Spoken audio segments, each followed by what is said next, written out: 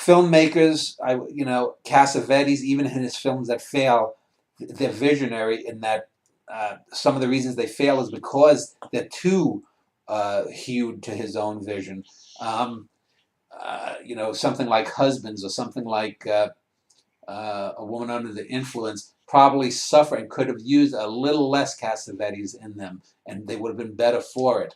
Um, Fellini, certainly a visionary. Kurosawa, Kubrick, uh, Woody Allen, I wouldn't put as a visionary, even though he has some great works.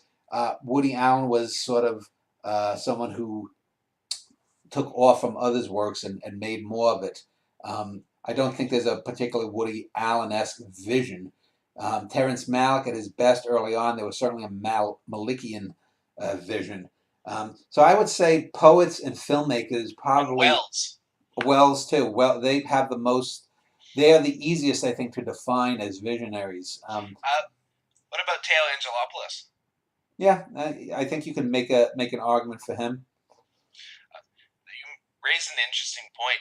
John Cassavetes, I would rank Martin Scorsese and Woody Allen above him in the pantheon of American filmmakers, and then Kubrick and Wells ahead of them.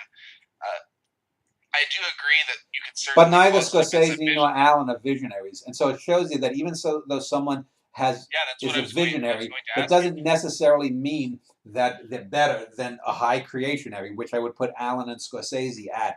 Because what's really his most visionary? I don't know anything that's really Scorsesean. I mean, Goodfellas is a slick, excellent, great film about gangsters, but it doesn't have the vision that A Killing of a Chinese Bookie does. Taxi Driver, for all of its greatness, I'm not sure if that's even a visionary work. I mean, you can say Travis has his own worldview or whatnot, but I don't really think that that's a Scorsese view.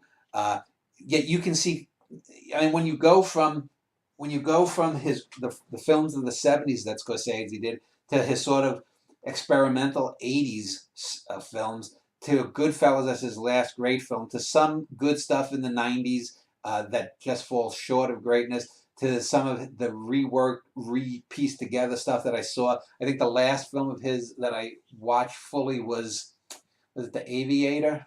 I think. Jessica You watched that. reviewed The Departed. Oh, The Departed that came after The Aviator. Yeah. Okay. Jessica watched Shutter Island. I've not seen that cartoon he did, and I have no real interest in. Cartoon. He did a Waldo or something. Did, Okay. I didn't know that. no, he did some cartoon, some Pixar cartoon. I don't know the name of it, but Are you thinking Hugo? Hugo. Yeah, that was it. Yeah, it wasn't. It wasn't a cartoon. It was a children's film, though. Oh, okay, okay. Um, I thought there was some animation in it. it had 3D.